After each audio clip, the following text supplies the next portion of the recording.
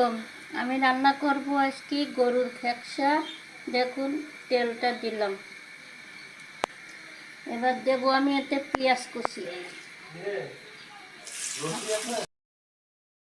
আমি ভাজিয়ে নিলাম, ভালো করে ভাজা দেব, লাল লাল করব, তারপর আমি এতে দেব মশলা। হ্যালো গাইস, আমার পেঁয়াজটা ভাজা হয়ে গিয়েছে।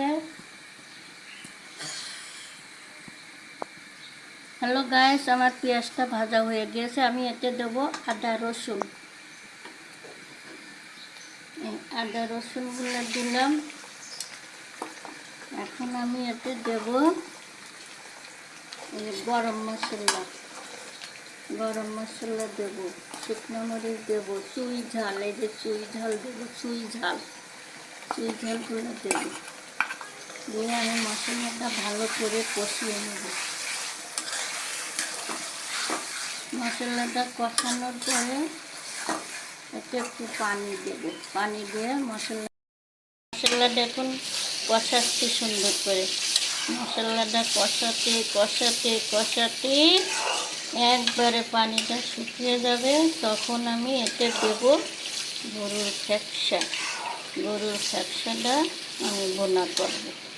এতে বেশি চুই ঝাল, আদা রসুন, এলাচ, লং, গরম মশলা, দালচিনি টিনি সবই দিয়েছি। আমার এতে মশলা দেখুন আমি কত সুন্দর করে কষাচ্ছি।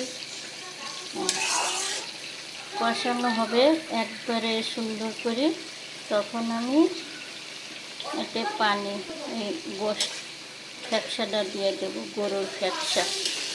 আপনারা কেউ খান কেউ খান না, আমরা খাই। গরুর খেকসাটা অনেক সুন্দর করে রান্না করলে, ভুনা করলে অনেক মজা লাগে। দেখুন আমি ওই যে রসুন মশলাটা ভালো করে কষাচ্ছি, সুন্দর করে কষিয়ে নেব। কষাতে কষাতে একবারে মশলার কোনো গন্ধ থাকবে না, তখন আমি এতে খেকসাটা দিয়ে দেব। খুব সুন্দর হবে কষাতে কষাতে। মশলা যত কষাবেন তত তরকারি মজা হবে।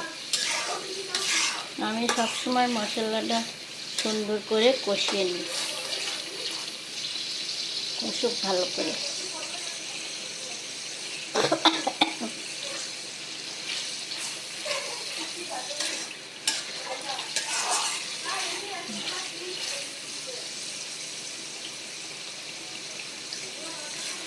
আমি এতে বেশি চুই ঝাল, এই যে চুই ঝাল, এগুলা আমাদের খুলনার বিখ্যাত খাবার চুই ঝাল। অনেকে চিনে অনেকে চিনে না চুই ঝাল, কিন্তু আমাদের দেশে এটা বিখ্যাত খাবার। গোশের মশলা এটা চুই ঝাল।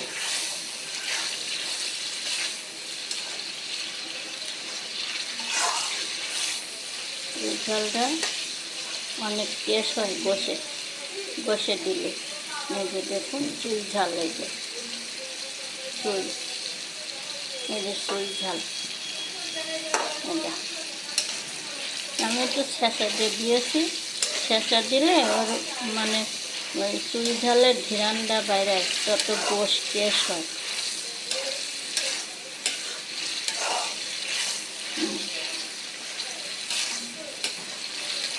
মশলাটা কষাবো বেশি করে।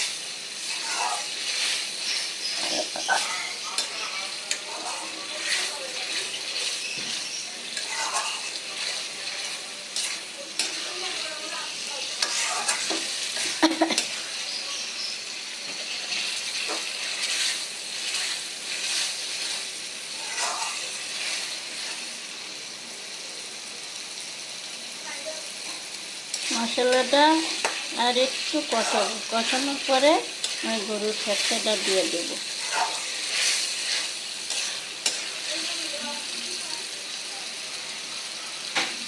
কষানো হয়ে গিয়েছে।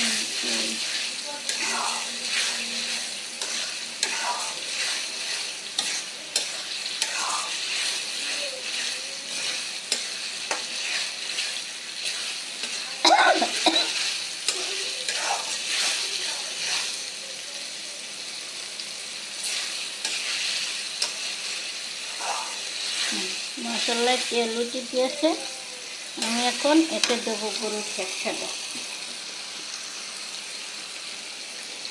এই যে দেখুন, এই গরুর ফ্যাকসা, এই যে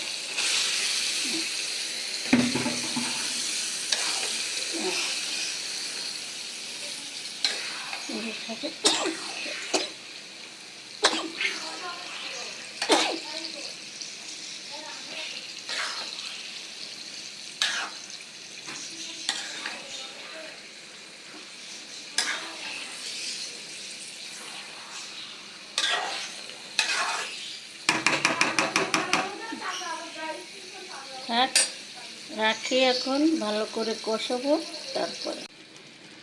হ্যালো গাইস, দেখুন আমার এই ফ্যাকসাটা আমি কষাচ্ছি। ফ্যাকসাটা খালি ভাসে, এটা সুন্দর করে সিদ্ধ হবে।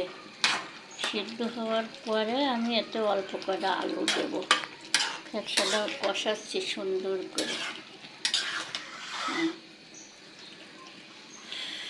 রঙটা সুন্দর হয়েছে। যে ফ্যাকসাটা কষানো হয়নি এখনো, ভালো করে কষবে, সিদ্ধ হবে। আমি ঢাকনা দিয়ে ঢেকে দিচ্ছি। কষিয়ে নিয়েছি, এখন আমি এতে দেবো আলু। আলু দেওয়ার পরে ভালো করে কষানোর পরে তারপর একবারে শুকাই ফেলাবো, তখন আমি দেব পানি। পানি দেওয়ার পরে আরও অনেক জাল হবে, ফ্যাকসা সিদ্ধ হইতে অনেক দেরি হয়। এটা এখন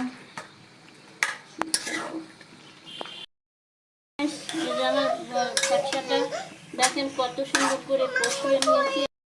দেখুন না কত সুন্দর করে ফ্যাকসাটা আমি কষিয়ে নিয়েছি। এখন এতে দেবো পানি। পানি দেওয়ার পরে আরও অনেকক্ষণ জাল হবে, যত কষাবো ততই মজা লাগবে তরকারি। যত কষাবেন তত ভালো। আর এখন আমি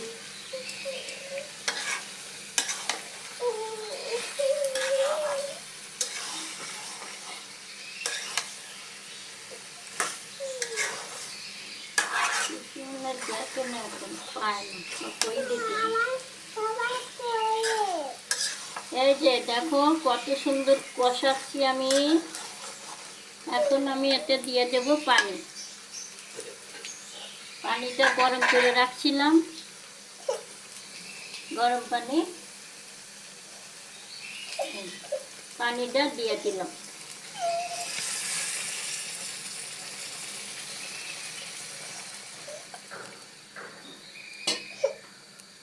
পানিটা দিয়ে আরো সুন্দর করে হ্যালো হ্যালো গাইস, তা দেখুন আমি পানিটা দিয়ে দিয়েছি। আমার ফ্যাকসা, গরুর ফ্যাকসাটা রান্নাম, পানি দিয়ে দিলাম ভালো করে কষানোর পরে। আমার তরকারি এটা হয়ে গিয়েছে, গরুর ফ্যাকসা। এখন আমি ভাজা জিরার গুঁড়া দিয়ে নামিয়ে নেব। এই দেখুন আমার তরকারিটা, যে এখন জিরার গুঁড়া দিয়ে নামিয়ে নেব। তো আমার তরকারি, আমার রেসিপি যদি আপনাদের কাছে ভালো লেগে থাকে তার লাইক ও কমেন্ট ও সাবস্ক্রাইব করে দেবেন। দেখুন কত সুন্দর গরুর ফ্যাকসা এইভাবে রান্না করলাম। তো আমার রান্না এই পর্যন্ত শেষ। আল্লাহ হাফেজ সবাই।